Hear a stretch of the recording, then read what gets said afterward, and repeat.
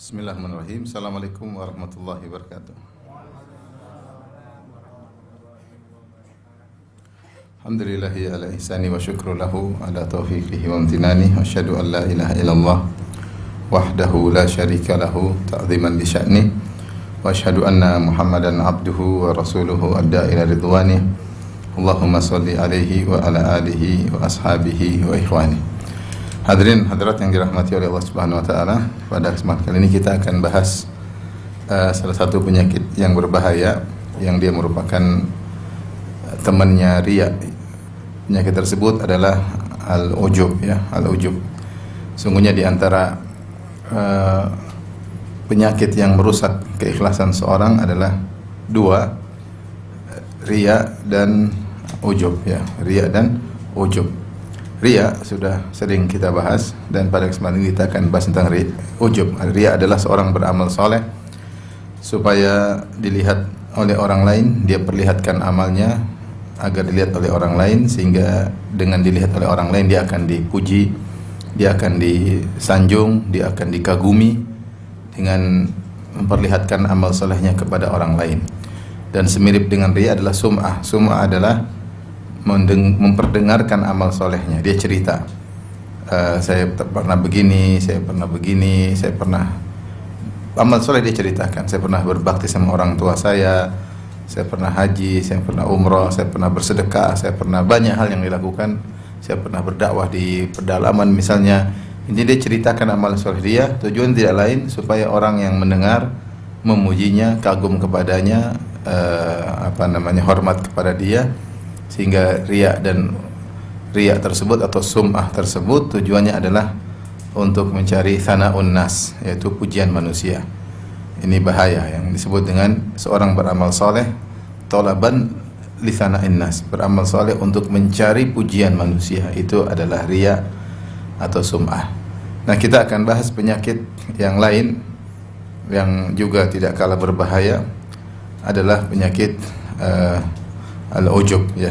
Sebelum kita membahas ujub lebih jauh, kita perlu mengerti tentang model-model ujub sebagaimana disebutkan oleh para ulama.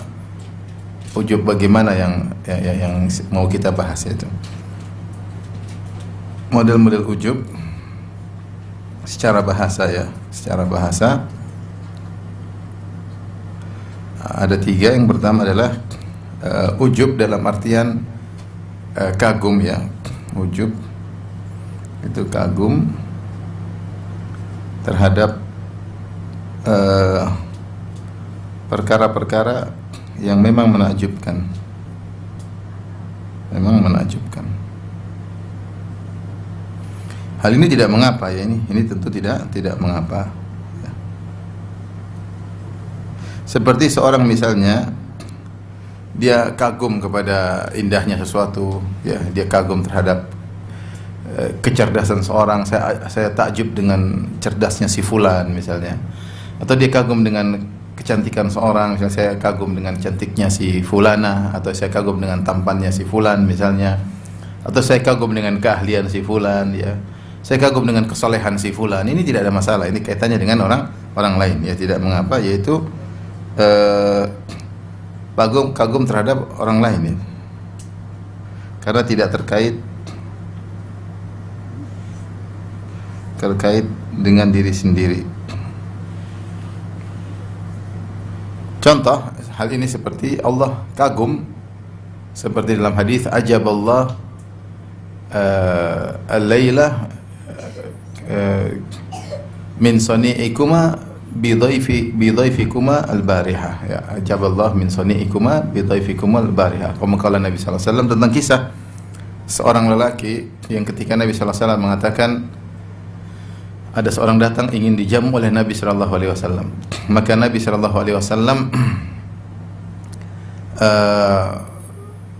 bertanya kepada istri-istrinya. Rasulullah kirim seorang tanya sama istri-istrinya, apakah ada makanan untuk bisa menjamu orang ini?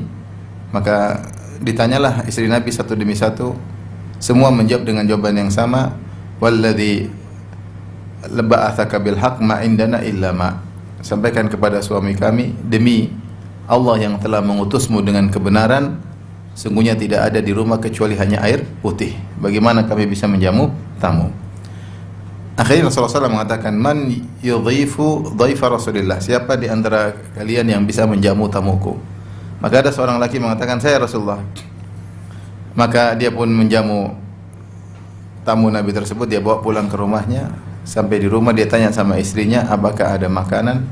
Kata istrinya, buat saya tidak ada, buat kamu juga tidak ada, apalagi buat tamu. Yang ada cuma buat anak-anak. Yang ada cuma buat anak-anak. Maka suaminya berkata kepada istrinya, karena sudah terlanjur bawa tamu tersebut, ingin memuliakan tamu Nabi SAW, maka dia bilang, wahai istriku, ajak anak-anak ngobrol sampai mereka capek, sampai ketiduran, jangan kasih makan. Kemudian kau pura-pura perbaiki lampu, terus matiin lampu tersebut, hidangkan makanan tersebut kepada tamu kita, terus kau pura-pura menyalakan perbaiki pelita, kemudian matikan lampu pelita tersebut. Maka istrinya nurut. Ini istri soleha, ya, tidak mengatakan abi macam-macam aja. Tidak ada makanan ngajak tamu. Telepon dulu dong. Tidak ada. Istrinya nurut. Suaminya ngomong gitu, dia nurut. Itu istri soleha. Tidak tahu kalau istri zaman sekarang ya. Ibu-ibu yang lebih tahu ya. Terkadang suaminya yang soleha, bukan istrinya yang soleha. Baik, intinya istrinya nurut. Maka dia pura-pura perbaiki lampu, dihidangkan makanan, kemudian dia pura-pura perbaiki lampu, kemudian dia matiin. Kenapa dia matiin lampu? Supaya tamunya itu kalau makan tidak kagok, tidak sungkan. Karena makan ini cuma buat satu orang, makan anak-anak bisa cukup satu orang. Kalau lampu nyala, terus tamunya makan, tuan rumah nggak makan, dia nggak enak tamunya. Maka supaya tamunya makan dengan nyaman, lampunya dimatiin. Maka tamunya di hadapan makan, kemudian makan, sementara suami istri tadi pura-pura bunyi-bunyi sesuatu padahal mereka tidak makan apa-apa. Subhanallah. Akhirnya mereka berhasil menjamu tamu tersebut, tamu Nabi SAW. Keesokan harinya Rasulullah SAW berkata kepada mereka berdua, ajaballah min suni'ikuma bidhaifikuma al-bari, atau kama qala Nabi SAW. Maknanya Rasulullah berkata, Allah kagum dengan perbuatan kalian berdua semalam terhadap tamu kalian. Ini maksudnya takjub terhadap suatu yang tidak terkait dengan diri sendiri, ya. Kalau Allah kagum ataupun kita kagum sama orang, nggak ada masalah. Kita sering kagum sama orang lainnya, ya. Taib, ini tidak ada masalah karena kita kagum sama orang lain. Tidak mengapa karena tidak terkait dengan diri sendiri. Yang kedua, jadi ini tidak ada kaitannya dengan kesombongan. Ujub model ini, ya, tidak ada kaitannya dengan kesombongan. Kenapa tidak ada kaitannya dengan kesombongan? Karena dia ujub sama orang, bukan ujub sama diri sendiri. Yang bisa bikin sombong kalau ujub terhadap diri apa? Sendiri. Tapi ujub model kedua. Yang kedua adalah dia ujub terhadap ibadah yang dia lakukan, ya. Dia memandang bahwa ibadah tersebut hebat dan luar biasa. Ini ujub terhadap diri sendiri. Ujub terhadap diri sendiri. Misalnya ujub terhadap amal soleh yang dilakukan. Misalnya dia amal soleh, dia dakwah ternyata yang hadir banyak, dia ujub, dia merasa wah saya hebat rupanya apa? Misalnya seperti itu, ya. Dia ujub terhadap dirinya, diri sendiri, ya. Maka ini hukumnya adalah haram, ya.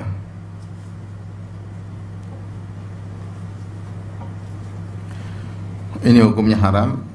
Kenapa tidak beradab kepada Allah Subhanahu wa taala? Hukumnya haram. Karena tidak beradab kepada Allah Subhanahu wa taala. Apa yang mau kita banggakan amal kita di hadapan Allah Subhanahu wa taala? Amal kita sebesar apapun tidak ada nilainya, ya, dibandingkan dengan keagungan Allah Subhanahu wa taala. Amal yang kita lakukan tidak sebanding dengan nikmat yang Allah berikan kepada kita. Siapa yang mau kita banggakan? seorang bangga dengan sedekahnya, seorang bangga dengan misalnya dakwahnya, seorang bangga dengan hajinya dan umrahnya, maka ini dia tidak beradab kepada Allah. Apapun yang kau lakukan tidak ada nilainya dibandingkan dengan keagungan Allah Subhanahu wa taala. Dan dia dalam terkait dengan ini Allah berfirman, "Wala tamnun tastakthir, wala tamnun tastakthir wa li rabbika fasbir."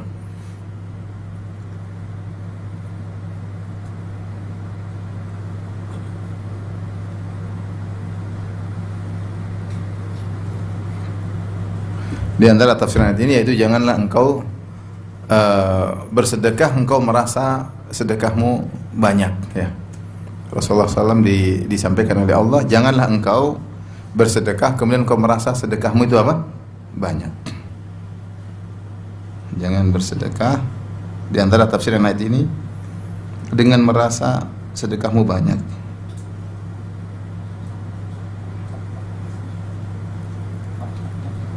Jadi jangan kita pernah merasa ibadah kita tuh besar. Jangan. Ini diantara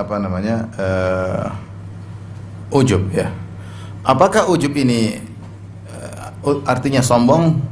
Ujub dia bukanlah sombong, nanti yang dijelaskan. Tapi ujub adalah derajat sebelum kesombongan. Ujub derajat sebelum kesombongan. Tapi yang ketiga,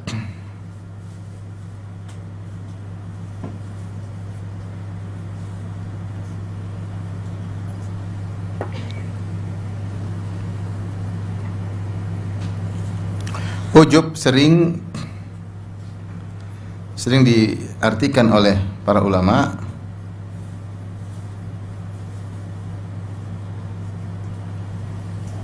dengan makna sombong, sebagaimana dilakukan oleh Al-Dhahabi, Al-Hafidz Al-Dhahabi rahimahullah dalam kitabnya Al-Kabair. Dia membawakan dosa ke-14 yaitu tentang sombong, ujub, dibawa dalam satu makna. Oleh karena terkadang kita dapati nas atau pernyataan dari para ulama ketika mereka bilang ujub, mereka maksudkan dengan apa? Sombong. Ujub itu sombong maksudnya. Padahal secara bahasa, ya, ujub itu adalah derajat di bawah kesombongan. Jadi ini, namun kita sampaikan ini sebagaimana diartikan oleh para ulama dengan makna sombong seperti Az-Zahabi, ya. Az-Zahabi dalam kitabnya Al-Kabair. Al-Kabair. Jadi beliau membawakan ujub dengan satu makna sombong, ya. Beliau mengatakan dalam dosa ke-15, al-kibr wal fakhru wal khuyala wal ujbu wat tih. Ini satu makna. Al-kibr wal fakhru wal khuyala wal ujbu wat tih. Ini 5 dianggap oleh Az-Zahabi satu makna. Itu maknanya apa? Sombong. Namun secara bahasa sebagaimana dijelaskan oleh Al-Ghazali dan yang lainnya, bahwasanya ujub itu bukanlah sombong, tapi dia derajat sebelum kesombongan. Ini paham ya sampai sini ya? Ini 3 penggunaan istilah ujub, ya. Kalau sombong maka tentunya dosa besar, ya. Ini dosa besar. Baik. Tetapi saya katakan tadi, ujub hakikatnya, ujub itu tangga menuju sombong. Kenapa demikian? Karena ujub itu bukan sombong. Sombong, jadi ada ujub kalau kita definisikan, ya, ujub sombong. Ujub itu apa? Ujub kagum terhadap amal sendiri, takjub dengan amal sendiri.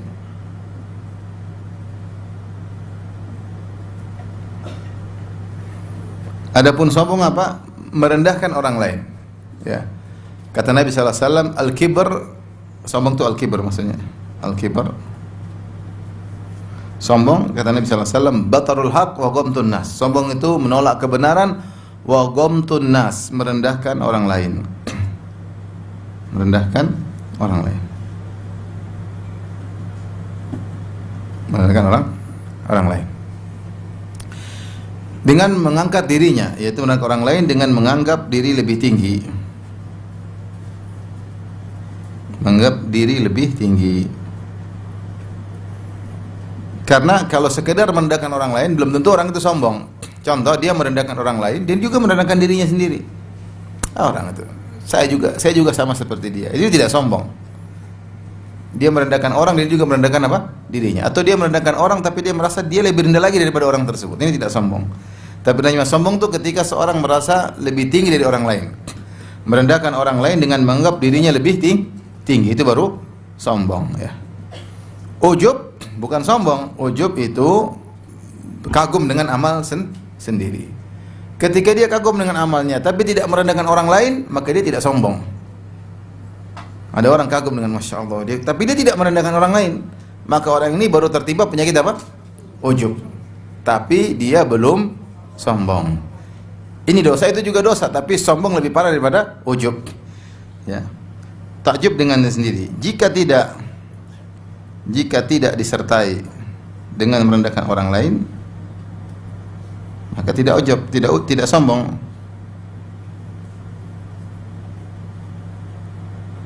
Maka bukan sombong.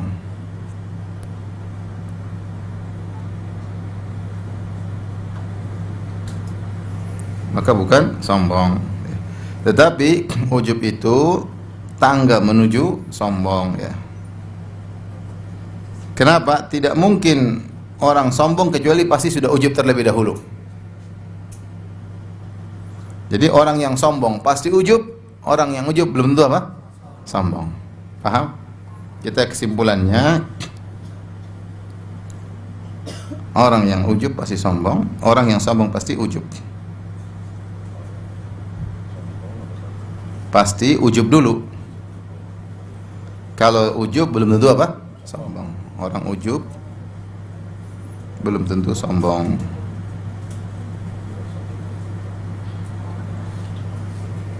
Baik. Sampai sini paham? Ibu-ibu, ini ibu penting kan? Ibu yang suka ujub, ibu-ibu. Bapak-bapak juga.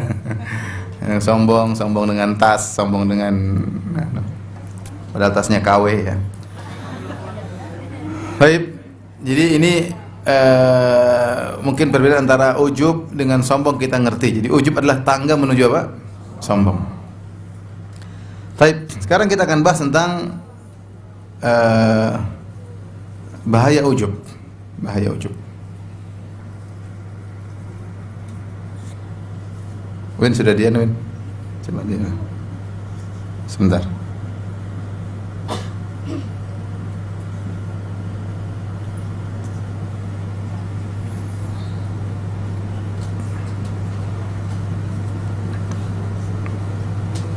Dah, dua-duanya dah.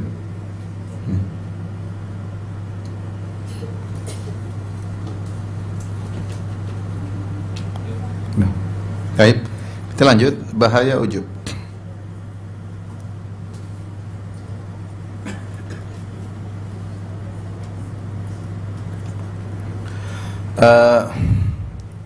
Ujub, bahaya ujub pertama adalah tadi sudah kita jelaskan, tangga menuju apa? Kesombongan.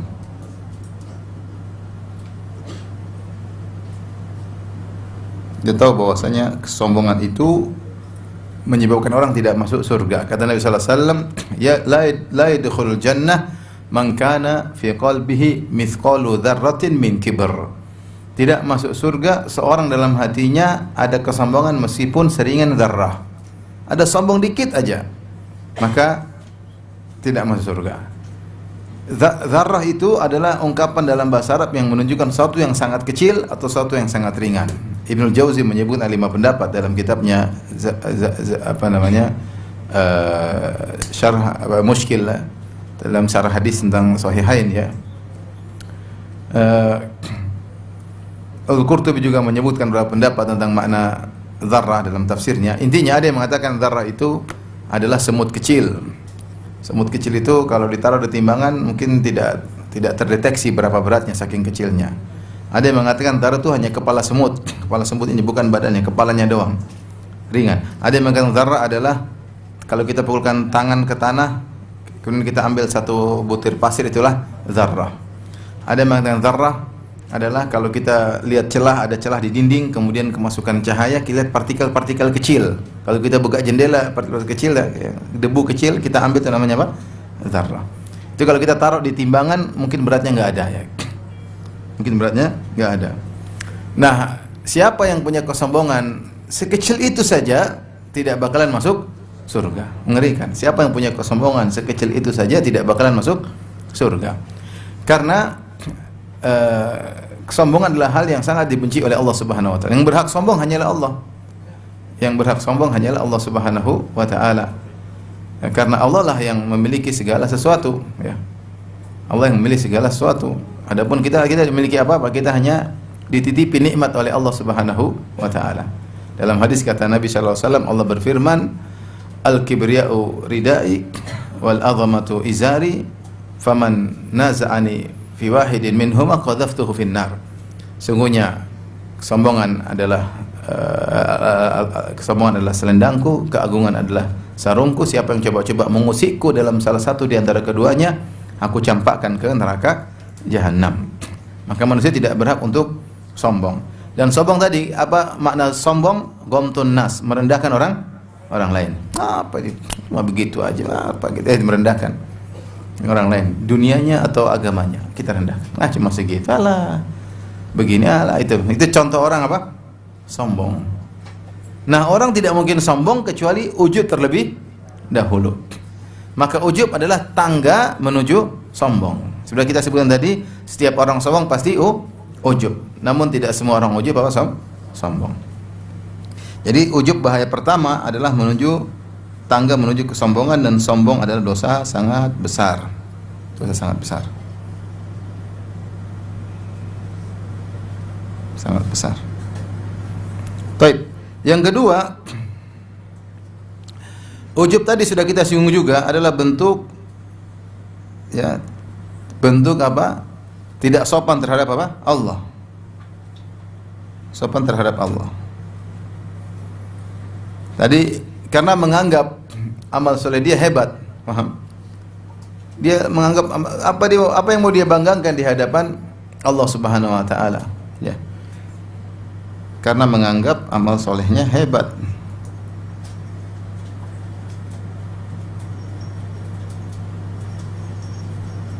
Amal solehnya hebat.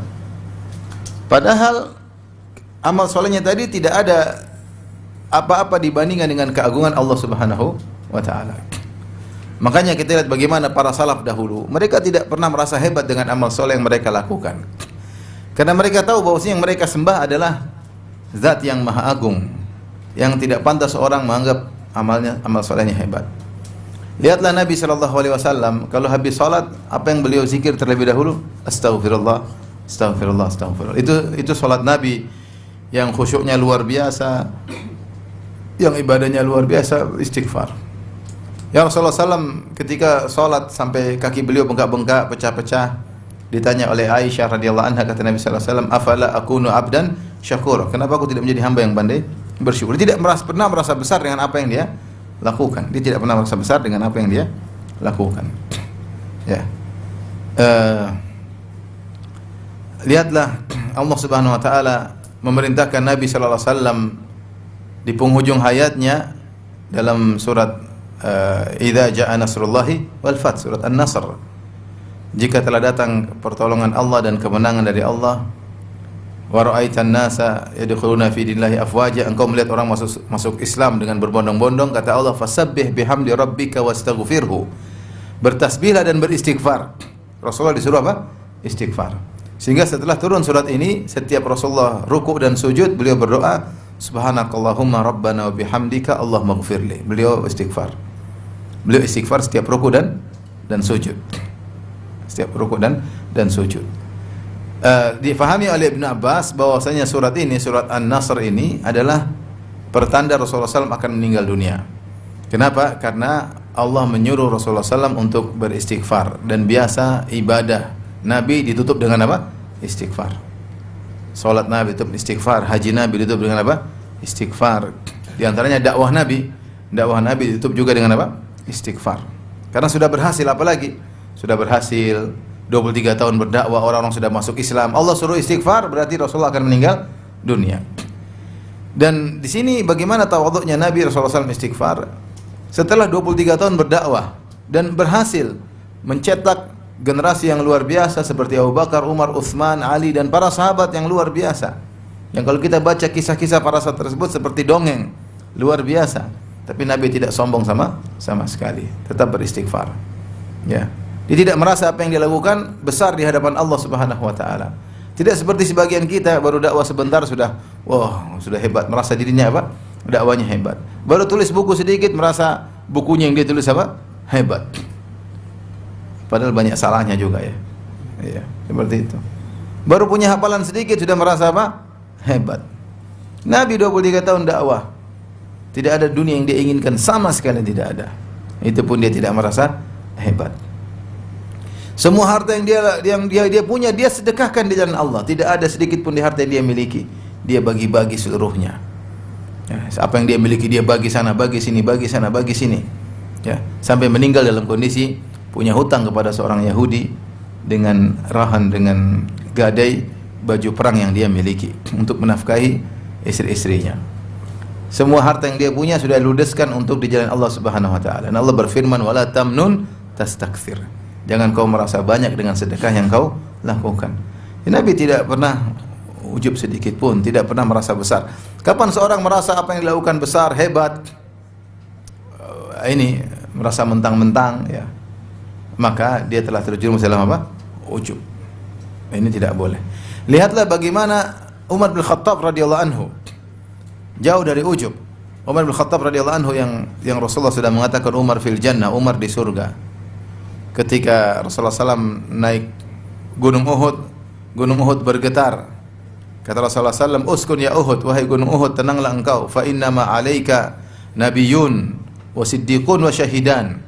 Tenanglah engkau wahai Gunung Uhud, sungguhnya yang sedang berada di atas engkau adalah seorang nabi, yaitu Rasulullah, wa siddiqun, yaitu Abu Bakar As-Siddiq, wa syahidan, dan dua orang yang mati syahid, yaitu Umar dan Utsman. Rasulullah sudah mengatakan Umar akan mati apa? Syahid. Rasulullah yang telah memuji Umar, yang mengatakan, "Walladzi nafsu Muhammadin biyadihi, ma laqiyaka syaitanun salikan fajjan qad illa salaka fajjan ghairu fajjik." Demi zat yang jiwaku berada di tangannya wahai Umar, tidaklah setan melihat kau melewati suatu jalan kecuali setan akan cari jalan yang lain. Kita kalau jalan setan malah nongkrongi tunggu. Kalau Umar dia jalan setan kabur. Kalau kita malah setan panggil teman-temannya, ini ada ini dia ganggu rame. Subhanallah, itu pun Umar tidak ujub. Lihatlah yang membuat ekspansi negeri Islam siapa? Umar. Siapa yang menguasai Baitul Maqdis di zaman siapa? Umar bin Khattab radhiyallahu anhu. Dengan pemimpin Abu Ubaidah bin Al-Jarrah radhiyallahu anhu. Siapa yang menerima kunci Baitul Maqdis? Umar bin Khattab radhiyallahu taala anhu. Kapan Persia ditaklukkan? Di zaman siapa? Di zaman Umar bin Khattab radhiyallahu taala anhu. Orang sangat hebat. Tapi ketika dia akan meninggal dunia, ada seorang pemuda datang muji-muji Umar. Umar, engkau adalah ini, engkau adalah ini, engkau adalah ini. Umar berkata, "Kafafan la li wala alayya." Semoga pujianmu tersebut adalah impas bagiku. Tidak ini artinya tidak menyerangku dan tidak juga menguntungkanku. Dia hanya berkata, dia tidak terpukau dengan pujian tersebut. Dia bilang, "Kafafan, semoga saya ini impas. Yang penting saya selamat dari apa? Dari neraka." Tidak bilang, "Oh ya masih kurang pujianmu." Enggak. Umar yang sudah luar biasa dijamin surga, tidak ada sombongnya sedikit pun, tidak ada ujubnya sedikit pun. Ini ada orang baru amal masih enggak jelas sudah bilang, "Kita pasti masuk apa? Surga." Jangan khawatir murid-muridku, nanti kalau hari kiamat kelak kalian dulu semua masuk surga, saya belakangan, tenang aja. Murid-muridnya sih senang ya, karena ustadznya sudah menjamin surga buat mereka. Sambil tambah taklid sama gurunya, karena gurunya udah bilang nanti di akhirat kelak kalian duluan semua masuk surga, saya belakangan. Luar biasa. Begitu muridnya semua sudah masuk, dia masuk, pintu surga ditutup. Sombong sekali. Ada orang kok sombong kayak begini. Ya. Tidak ujub dengan amalannya. Lihatlah bagaimana Abu Bakar As-Siddiq. Siapa ini Abu Bakar As-Siddiq? Yang Rasulullah SAW bilang Abu Bakar fil jannah, Abu Bakar di surga. Yang Rasulullah SAW pernah bertanya kepada para sahabat, man asbaha minkumul yauma sha'iman, siapa yang hari ini puasa? Kata Abu Bakar, saya. Man ada minkumul yauma maridan, siapa yang hari ini menyungguh orang sakit? Kata Abu Bakar, saya. Man tabi'a minkumul yauma janazah, siapa yang hari ini mengantar jenazah ke kuburan? Kata Abu Bakar, saya. Man at'ama minkumul yauma miskinan, siapa yang hari ini kasih makan orang miskin? Kata Abu Bakar, saya. Subhanallah. Setiap Nabi tanya amal soleh, dia bilang apa? Saya. Kata Rasulullah SAW, majtama'na fi imri'in illa dakhalal jannah. Tidak seorang pun terkumpul padanya amal-amal soleh ini kecuali masuk surga. Itu pun Abu Bakar As-Siddiq tidak ada sombong sama sekali. Tidak sombong sama sekali. Sampai ketika dia minta diajar doa, apa yang harus saya baca dalam solatku, Rasulullah ajarkan. Wahai Abu Bakar, bacalah doa ini. Ya. Doa yang maksudnya istighfar kepada Allah Subhanahu wa taala, ya. Dalam salat, ya. Allahumma inni zalamtu nafsi zulman katsira wa la yaghfiru dzunuba illa anta. Faghfirli fa innahu la yaghfiru dzunuba illa anta. Abu Bakar disuruh berdoa dengan doa tersebut. Allahumma inni zalamtu nafsi zulman katsira. Ya Allah, sungguhnya aku telah menzalimi diriku dengan dosa yang banyak. Abu Bakar disuruh baca doa seperti itu. Luar biasa. Coba kalau saya tanya sama antum, siapa yang hari ini puasa? Enggak ada. Siapa yang hari ini kasih makan orang miskin? Saya, Ustaz. Siapa? Istri saya miskin, saya kasih makan. Siapa yang hari ini kunjungi orang sakit? Saya, Ustaz. Anak saya sakit. Siapa yang hari ini antar mayat? Saya, Ustaz. Mertua saya mati, saya antar. Abu Bakar luar biasa, itu pun dia tidak sombong. Ketika Rasulullah SAW puji dia, ya, kata Rasulullah SAW kepada Abu Bakar di hadapan para sahabat, kata Nabi SAW, ya, ma nafa'ani malun qad ma nafa'ani malu Abi Bakar. Tidak ada harta bermanfaat kepada aku seperti manfaatnya harta Abu Bakar. Karena Abu Bakar radhiyallahu anhu bersedekah sejak awal Islam. Ketika orang-orang tidak mau sedekah kepada Nabi, tidak mau bantu dakwah Nabi. Yang pertama kali bantu dakwah Nabi siapa? Abu Bakar. Yang memerdekakan Bilal siapa? Abu Bakar radhiyallahu anhu. Rasulullah puji Abu Bakar di hadapan orang-orang. Abu Bakar hanya menangis. Abu Bakar mengatakan, ma ana wa mali illa laka ya Rasulullah. Siapa saya Rasulullah? Hartaku dan diriku hanya untuk Anda wahai Rasulullah. Tidak ada kesombongan dari Abu Bakar As-Siddiq radhiyallahu anhu. Tidak ada ujub dari Abu Bakar As-Siddiq. Lihatlah Aisyah putrinya radhiyallahu ta'ala anha. Bagaimana tidak ada kesombongan sama sekali. Dialah istri Nabi SAW yang paling dicintai oleh Nabi SAW. Yang Nabi berselimutkan dengan Aisyah sedang bermesraan, tiba-tiba ayat turun kepada Nabi SAW. Tidak ada istri Nabi yang ayat turun kepada Nabi sedang berselimut dengan istri Nabi kecuali siapa? Aisyah. Yang Rasulullah SAW wafat di pangkuan Aisyah radhiyallahu ta'ala anha. Yang sebelum wafat, liur Nabi bercampur dengan liur Aisyah radhiyallahu ta'ala anha. Yang ketika Rasulullah akan meninggal, Rasulullah SAW berkata, Aina ana ghadan, aina ana ghadan. Rasulullah bertanya kepada istri-istrinya, besok saya nginap di rumahnya siapa? Istri-istrinya paham, Rasulullah ingin nginap di rumah siapa? Aisyah. Akhirnya mereka semua sepakat, Rasulullah SAW di rumah Aisyah. Cuma mereka berganti-gantian merawat Nabi SAW. Tidak ada sombong sama sekali. Sampai akhirnya ketika Aisyah dituduh berzina dengan Sofwan bin Mu'attal As-Sulami dalam kisah yang masyhur namanya Hadithatul Ifk. Ketika Aisyah radhiyallahu anha terlambat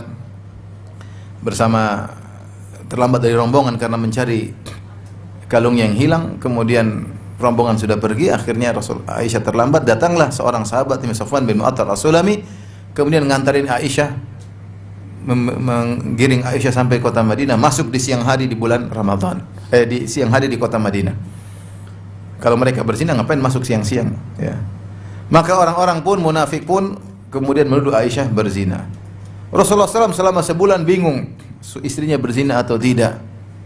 Sampai Rasulullah berkata, sampai Aisyah minta izin pergi ke rumah orang tuanya, tidak kuat, dan Rasulullah izinkan. Sampai Aisyah menangis, ada wanita dari Ansar datang ikut menangis bela sungkawa dengan Aisyah, ikutan nangis. Sampai Rasulullah SAW kata tidak tahu perkara. Kemudian Rasulullah berkata kepada Aisyah, ya Aisyah, in kunti alamti bidzambi, kalau kau memang berdosa, minta ampunlah Sungguhnya Allah akan mengampuni dosa-dosa. Aisyah tambah sedih ketika itu. Karena Rasulullah masih memberi kemungkinan siapa tahu engkau melakukan apa? Dosa. Maka Rasulullah mengatakan, kalau memang kau punya dosa, istighfarlah. Padahal Aisyah tidak melakukan apa? Sampai Rasulullah mengatakan, Aisyah berkata kepada ibunya, "Ya ibuku, bantah Rasulullah sallallahu alaihi wasallam." Ibunya tidak bisa ngomong. Kemudian berkata kepada ayahnya Abu Bakar, "Ya ayahku, bantah Rasulullah sallallahu alaihi wasallam." Karena Rasulullah sallallahu alaihi wasallam masih berikan kemungkinan kalau kau memang berdosa, maka Allah minta ampunlah. Tapi kalau kau benar, Allah akan membela engkau. Ya. Yang Aisyah harapkan, Rasulullah berkata, nggak mungkin kau melakukan itu. Itu yang Aisyah harapkan. Tapi Rasulullah nggak tahu hal gaib. Makanya dia masih kasih dua kemungkinan. Kalau kau benar, Allah akan bela engkau. Tapi kalau kau dosa, minta ampunlah. Di situ Aisyah sulit menerima karena masih ada kemungkinan apa? Maka dia pun di puncak kesedihan. Sampai di air matanya tidak bisa keluar lagi saking sedihnya. Kemudian Allah turunkan ayatnya.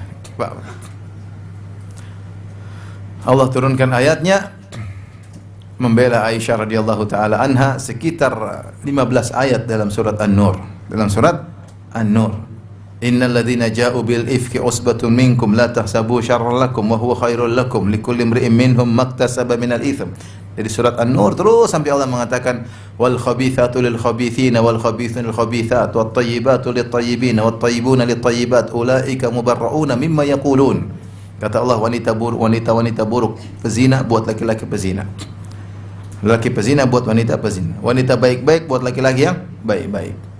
Dan lelaki baik-baik buat wanita yang baik-baik. Mereka itulah yang bersih dari tuduhan orang-orang, perkataan orang-orang. Subhanallah, Allah bela Aisyah dengan mengatakan wat thayyibatu lit thayyibin. Rasulullah adalah orang baik, tidak mungkin istrinya apa? Pezina. Allah turunkan ayat untuk membela Aisyah supaya manusia berfikir, orang seperti Muhammad sallallahu alaihi wasallam tidak mungkin Allah berikan kepada dia wanita yang berzina. Ini ayat 15 ayat kurang lebih turun dibaca sampai hari kiamat membela kehormatan siapa? Aisyah. Aisyah tidak bangga, tuh Allah bela saya. Ketika turun ayat, ini menakjubkan, antum baca dalam kisah Sahih Bukhari. Maka kedua orang tuanya Abu Bakar dan Ummur Ruman, bapaknya kan Abu Bakar As-Siddiq, ibunya Ummur Ruman. Mereka bilang, "Qumi ila Rasulillah sallallahu alaihi wasallam." Ayo Aisyah, bangkitlah menuju Nabi. Kata Aisyah, enggak. Karena yang bela dia siapa? Allah, bukan Nabi. Nabi cuma dikasih tahu oleh siapa? Allah. Luar biasa. Kata Aisyah, enggak. Tapi apa kata Aisyah? Perhatikan. Ya. Ma kuntu adhunnu anna yunzal wahyu fi sya'ni. Saya tidak menduga turun wahyu untuk membela diriku. Wala sya'ni ahqar fi nafsi an yatakallama Allah bi amrin. Wa kuntu arju an yara Rasulullah sallallahu alaihi wasallam fi ru'yah ma yubarri'uni. Kata dia, saya tidak menduga sama sekali kalau Allah bela saya dengan menurunkan apa? Ayat. Saya tidak menduga. Sungguh diriku ini lebih hina daripada harus diturunkan ayat membela saya. Ya, saya dulu cuma berharap Rasulullah mimpi dalam mimpinya ada wahyu dari Allah lewat mimpi menjelaskan saya bersih. Subhanallah, Aisyah radhiyallahu anha tidak mengatakan, "Tuh lihat tuh. Ha, Allah bela saya." Ente yang bela siapa? Satu ayat pun tidak ada. Ini 15 ayat bela saya, sama sekali tidak. Dia mengatakan wala sya'ni fi nafsi ahqar. Sungguhnya diriku, kondisiku lebih hina atau lebih rendah daripada harus diturunkan. Maksudnya saya tidak perlu, tidak pantas untuk Allah turunkan apa? Ayat, tapi Allah turunkan ayat. Dia tidak merasa bangga dengan hal tersebut, tetap tawadhu, tetap tidak apa? Tidak ujub. Inilah para salaf dahulu. Tidak merasa bangga dengan amal soleh yang mereka lakukan. Oleh karenanya di antara bahayanya ujub adalah bentuk tidak sopan terhadap siapa? Allah. Ya. Makanya ketika Allah Subhanahu wa taala sebutkan tentang orang-orang yang salat malam, ya. Allah Subhanahu wa taala berfirman, "Wal mustaghfirina bil ashar." Orang-orang yang beristighfar di waktu apa? Sahur. Siapa orang ini? Orang-orang yang beristighfar di sahur adalah orang-orang setelah salat malam. Mereka setelah salat malam, mereka tidak ujub dengan salat malam mereka, justru mereka beristighfar di ujung ibadah salat malam mereka. Ini baru salat malam 1 rakaat sudah sombong. Itu pun sujud sahwi, lupa. Ini subhanallah, salat malam jauh, tidak tidur salat malam, di ujung salat malam malah istighfar. Mana ujubnya? Enggak ada ujubnya. Tahu dia dipenuh dengan apa? Kekurangan. Ketika Allah menurunkan firman-Nya, ya. Innal ladzina hum min khasyati rabbihim mushfiqun wal ladzina hum bi ayati rabbihim yu'minun wal ladzina hum bi rabbihim la yusyrikun wal ladzina yu'tuna ma atau wa qulubuhum wajilatun annahum ila rabbihim raji'un ulaika yusari'una fil khairati wa hum laha sabiqun. Kata Allah muji para penghuni surga, kata Allah, innal ladzina hum min khasyati rabbihim mushfiqun, sungguhnya orang-orang yang takut dengan Allah Subhanahu wa taala. Mereka punya khasyah, takut sama Allah. Walladzina hum bi ayati rabbihim yu'minun, mereka beriman terhadap ayat-ayat Allah. Walladzina hum bi rabbihim la yusyrikun, orang-orang yang tidak berbuat syirik sama Allah, sama sekali tidak pernah berbuat syirik. Walladzina yu'tuna ma atau, orang-orang yang melakukan apa yang mereka lakukan, sementara qulubum wajilah, hati mereka merasa takut, annahum ila rabbihim raji'un, takut dikembalikan kepada Allah. Ulaika yusarinu fil khairat, maka mereka karena takut dikembalikan kepada Allah, mereka segera dalam melakukan amal kebajikan. Wa hum laha sabiqun. Aisyah ketika turun ayat ini dia bertanya kepada Nabi, "Ya Rasulullah, ahumul ladzina yasriqun wa yaznun?" Ini orang-orang yang Allah sifati hati mereka takut. Apakah mereka ini orang perzina yang berzina kemudian bertobat? Apakah mereka ini pencuri kemudian bertobat? Apakah mereka ini pembunuh mereka bertobat sampai hati mereka takut kemudian mereka beramal soleh banyak? Kata Nabi sallallahu alaihi wasallam, "La ya ibnata Siddiq." Bukan wahai putri Abu Bakar As-Siddiq. Bukan. Justru mereka ini adalah hum yusallun, mereka orang yang salat, wa yasumun, mereka sering berpuasa sunnah, wa yatasaddaqun, mereka sudah sering bersedekah, wa yakhafuna alla yataqabbalallahu minhum, dan mereka takut Allah tidak terima amal soleh mereka. Tidak ujub dengan amal solehnya. Faham? Tidak ujub. Tidak merasa besar dengan apa yang mereka lakukan. Mereka masih takut amal mereka tidak diterima, sehingga mereka beribadah antara khauf dan roja, antara takut tidak diterima dengan berharap diterima oleh Allah Subhanahu wa taala. Lihatlah siapa Nabi Ibrahim dengan Nabi Sulaiman alaihi wassalam yang Allah sebutkan dalam Al-Qur'an, wa idh yarfa Ibrahimul qawaida minal baiti wa Ismailu rabbana taqabbal minna innaka antas samiul alim. Ketika Ibrahim dan Ismail membangun Ka'bah di atas pondasi. Bangun Ka'bah enggak gampang zaman itu. Batunya harus dikotakin dulu, ya enggak? Batu kan dikotakin dulu, ngambil batu di mana, di lembah, dipahat, dikotakin, dipikul, kemudian ditaruh dari tempat jauh, dipikul, ditaruh. Pekerjaan bukan pekerjaan ringan, mereka kerja cuma 2 orang. Siapa? Ibrahim dan siapa? Ismail. Makanya Ibrahim berkata kepada putranya ketika temu, "Wahai putraku, innallaha amrani bi amrin." Allah perintahkan aku melakukan satu perintah. "Hal tu'inuni?" Kau bantu saya? Kata Ismail, "Saya bantu engkau wahai ayahanda." Allah perintahkan kita bangun rumah Allah di sini. Maka mereka berdua bekerja sampai ketika Ka'bah sudah tinggi, maka Ibrahim mengambil batu, maqam Ibrahim, tempat pijakan. Ismail over batu, Ibrahim taruh letakkan. Ismail over batu, berat, itu bukan batu kecil-kecil, paham? Batu besar-besar. Kalau bahasa Papua bokar-bokar batunya. Batu besar, itu berat atau ringan? Ringan, berat. Dari tempat jauh. Subhanallah. Setiap kali taruh batu, mereka berdua berdoa, "Rabbana taqabbal minna." Ya Allah, terimalah amalan kami. Innaka antas samiul alim. Sesungguhnya engkau maha mendengar dan engkau maha mengetahui. Tidak bangga dengan amal mereka. Setiap mereka taruh batu, mereka mengatakan, "Ya Allah, terimalah dari kami." Ini amal luar biasa. Sampai ada seorang salaf menangis ketika baca ini, dia mengatakan, "Unzur ila Khalilur Rahman," lihatlah kekasih Allah Nabi Ibrahim alaihissalam. Bana baitar Rahman, sedang membangun rumah Allah. Bi amrin minar Rahman, dengan perintah Allah, Allah perintah langsung. Tsumma yakhafu alla yataqabbala minhu Rahman, kemudian dia masih takut Allah tidak terima amalnya. Tidak ada ujub sama sekali. Ini baru sumbang 1 juta supaya dia masuk surga. Ya, ini. Maka hati-hati, penyakit ujub ini tidak sopan kepada siapa? Allah. Ente apa yang mau ente ujubkan? Ente sumbang 1 juta, itu pun berapa persen dari harta ente? Enggak ada, 1% enggak ada. Enggak ada 1%. Abu Bakar menyumbangkan 100% hartanya, dia tidak sombong. Tapi pada orang, saya sumbang 1 miliar. 1 miliar berapa hartamu sih? Berapa persen dari hartamu? Belum tentu 50%, belum tentu 10%, belum tentu. Kau punya harta mungkin triliun. 1 miliar kecil. Terus kau mau sombong?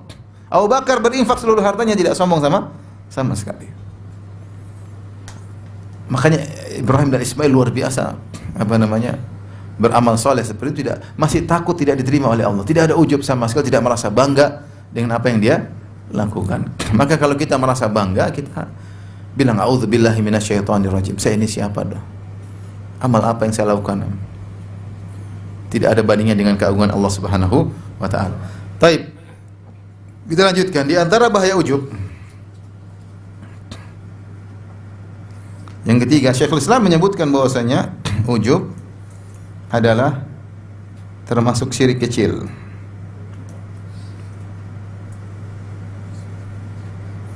Termasuk syirik kecil. Bedanya antara riya dengan ujub, ya.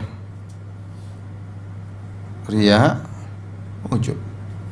Sama-sama ini sama-sama syirik kecil, ya.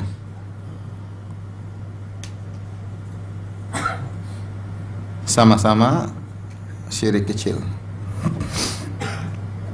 Cuma ada bedanya. Beda riya itu mensekutukan Allah dengan orang lain.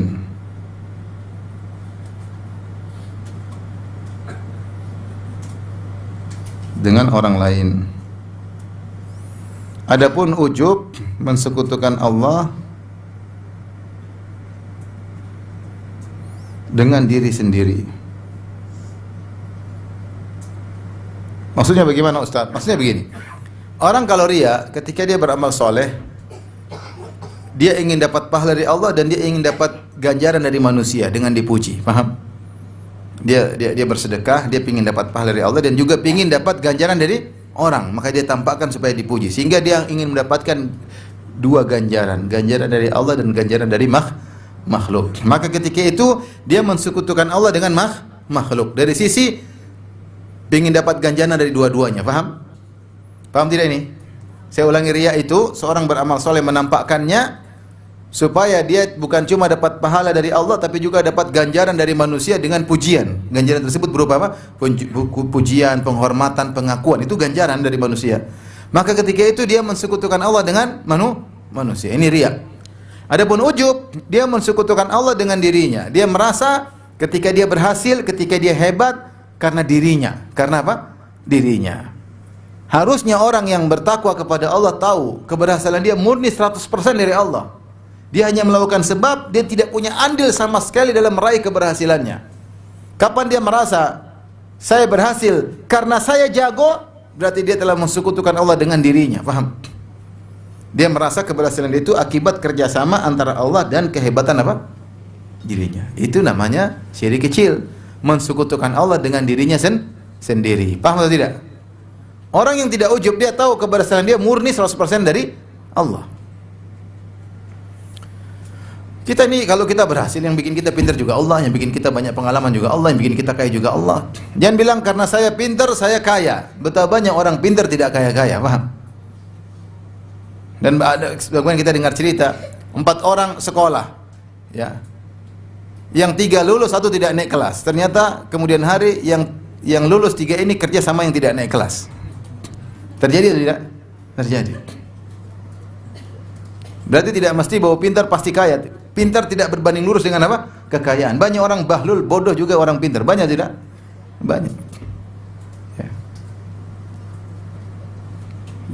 Tidak harus apa? Tidak harus pintar, tidak harus kaya.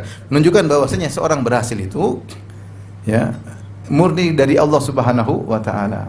Lagian kalau memang kepintarannya sebab dia berhasil, yang kasih dia pintar siapa? Dari Allah Subhanahu wa taala. Kemudian dia merasa hebat. Siapa yang merasa dia berhasil karena kehebatannya, ketika itu dia telah mensekutukan Allah dengan dirinya sendiri. Maka ujub itu syirik kecil juga seperti riya, cuma beda. Nah, berarti riya itu terkait dengan syirik dalam tauhid uluhiyah.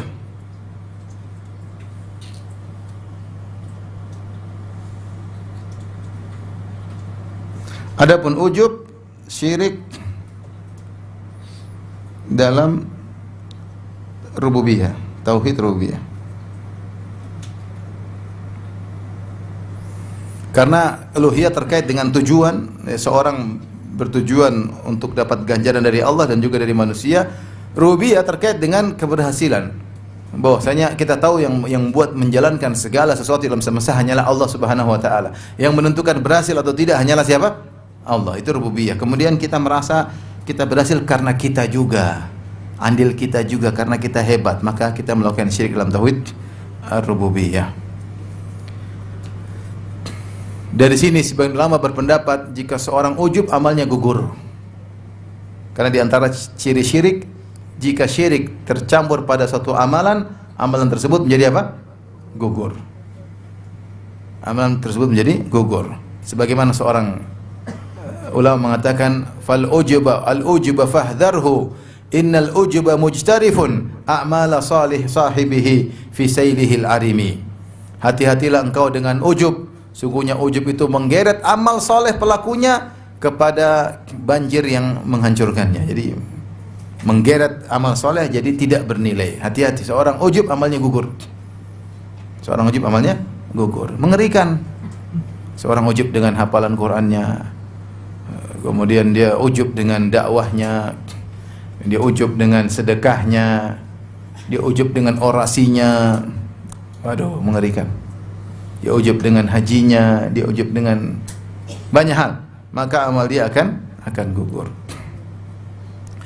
Karenanya datang dalam hadis-hadis yang menjelaskan tentang bahaya ujub, menjelaskan tentang bahaya ujub, ya. Seperti sabda Nabi sallallahu alaihi wasallam, "Thalathu muhlikat", 3 perkara yang membinasakan. 3 perkara yang membinasakan. Apa 3 perkara tersebut? Kata Nabi sallallahu alaihi wasallam, "Syuhun muta'un wa hawan muttaba'un wa ijabul mar'i binafsihi." 3 perkara yang membinasakan: rasa pelit yang ditaati, kemudian hawa nafsu yang diikuti, dan seorang ujub dengan dirinya. Seorang ujub dengan apa? Dirinya. 3 hal yang Rasulullah menamakan ujub membinasakan. Ujub dengan apa? Dirinya. Ujub membinasakan, kata Nabi SAW. Dalam hadis yang lain kata Rasulullah SAW, "Lau lam takunu tudhnibun la khashitu alaikum ma huwa akbaru min dhalik, al-ujub al-ujuba." Kata Nabi, kalau kalian tidak berdosa sama sekali, aku khawatir kalian ditimpa dengan perkara yang lebih parah daripada dosa, yaitu ujub. Kalau kalian tidak berdosa, aku khawatir kalian tertimpa dengan penyakit yang lebih bahaya daripada dosa, yaitu apa? Ujub. Orang berdosa, tapi dia merasa dirinya penuh dosa, dia merendah di hadapan Allah, lebih baik daripada orang tidak berdosa, tapi merasa hebat. Makanya dikatakan oleh Ibnu Qayyim rahimahullahu taala, terkadang dosa mengantarkan orang kepada surga, terkadang amal soleh mengantarkan orang kepada neraka. Kok bisa demikian? Yang berdosa merasa rendah, hina, dina di hadapan Allah, selalu dosa di hadapan matanya, dia banyak istighfar, akhirnya dia masuk surga. Yang beramal soleh, bangga dengan amal solehnya, ujub, sombong, akhirnya terjerumus dalam neraka jahanam.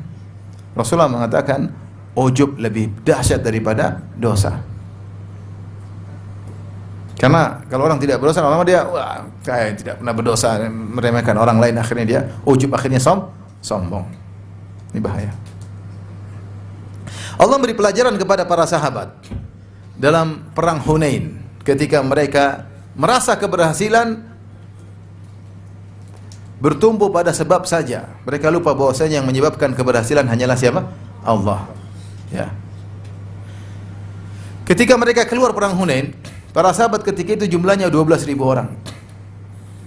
10.000 dari Madinah menuju Mekah untuk menaklukkan kota Mekah.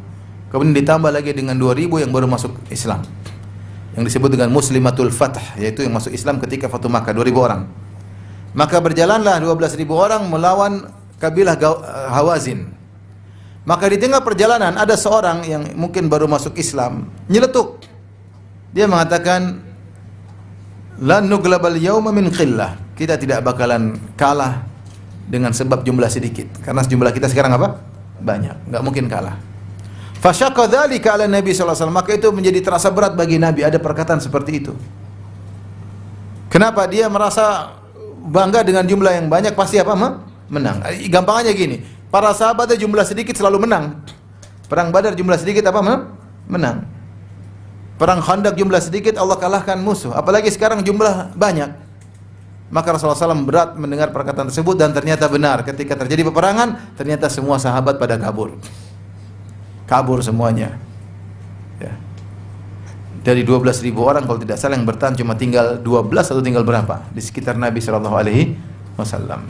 Karena tiba-tiba mereka masuk dalam suatu lembah, tiba-tiba ada pasukan yang bersembunyi di bukit, semuanya lempar hujan anak panah, mereka kabur. Rasulullah bertahan ke depan, bahkan Rasulullah SAW maju. Rasulullah berkata, "Ana nabiyyu la kadzib, ana ibnu Abdul Muttalib." Aku nabi, aku tidak pernah berdusta dan aku cucunya Abdul Muttalib. Justru Rasulullah berteriak seakan-akan dia berkata kepada musuh, "Kalau kalian membunuh saya di sini, saya tidak mundur sama sekali." Itu hebatnya Rasulullah sallallahu alaihi wasallam. Rasulullah SAW panggil sahabat sedikit-sedikit, "Ya ashabas syajara, wahai yang berbaiat kepadaku di bawah pohon Ridwan." Maka datang semua sahabat. Rasulullah panggil, "Wahai muhajirin, datang. Wahai kaum ansar, datang." Baru kemudian perang dimenangkan kembali. Ketika itu turun firman Allah, "Laqad nasarakumullahu fi mawatin katsira." Sungguh Allah telah menolong kalian dalam banyak peperangan. "Wa yauma Hunainin id a'jabatkum kathratukum falam tughni ankum syai'a. Wa dhaqat 'alaikumul ardu bima rahubat tsumma wallaitum mudbirin." Ketika perang Hunain, ketika itu kalian bangga dengan jumlah kalian. Padahal jumlah yang banyak tersebut tidak bisa menolong kalian sama sekali. Sampai bumi yang luas terasa sempit bagi kalian. Tsumma wallaitum mudbirin, kemudian kalian kabur mundur ke belakang. Allah sebut karena bangga dengan jumlah banyak, kabur kalian. Berarti yang menangkan kalian bukan jumlah yang banyak. Yang menangkan apa? Allah Subhanahu wa taala. Sebagian sahabat tertimpa ujub, Allah bikin mereka kalah. Pelajaran bagi kita bahwasanya ujub itu sangat berbahaya. Ujub sangat berbahaya. Oleh karenanya ujub adalah syirik kecil. Siapa yang mencampurkan amal soleh dengan ujub, dia ujub dengan amal soleh dia, maka amal solehnya akan gugur. Karena ujub adalah syirik kecil. Tapi sekarang bagaimana cara kita melawan ujub?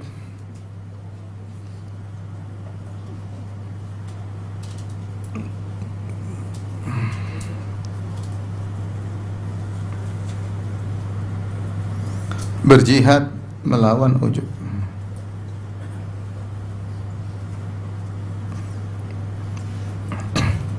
Banyak, ya. Yang pertama adalah ya, yakin bahwasanya keberhasilan hanyalah dari siapa? Allah. Kita ini sangat lemah.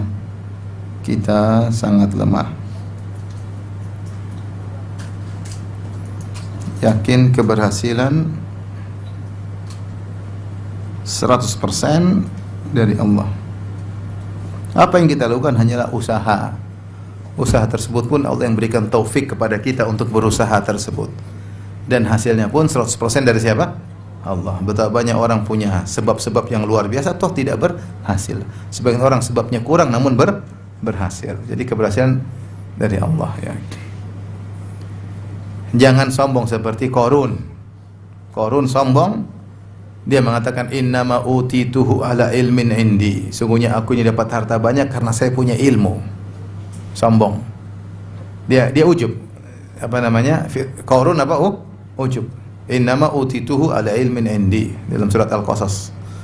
Aku ini kaya karena aku punya ilmu dagang, pandai, makanya saya kaya. Ini bahaya. Ya. Yang kedua, selalu menisbahkan kenikmatan kepada Allah.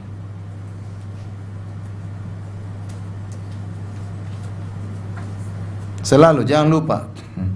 Kita mengatakan dzalika min fadli rabbi. Ini semua dari siapa? Karunia Allah Subhanahu wa taala. Hadza min fadli rabbi.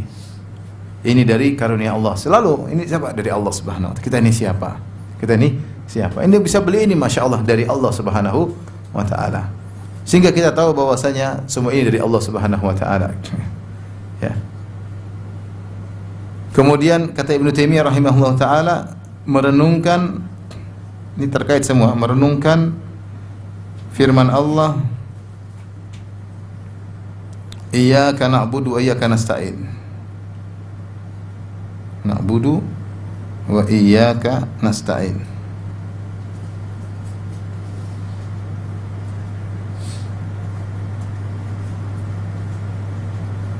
Hanya kepada Engkau lah kami beribadah. Siapa yang merenungkan ayat ini, hanya kepada Allah kami beribadah, selamat dari riya.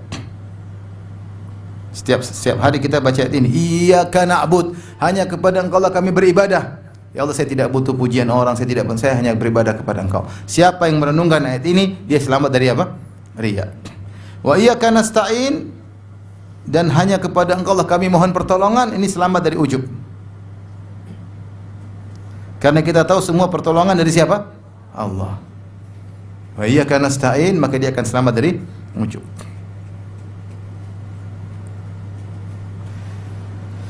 Yang berikutnya, yang keempat, ingat dosa-dosa yang nampak maupun tersembunyi.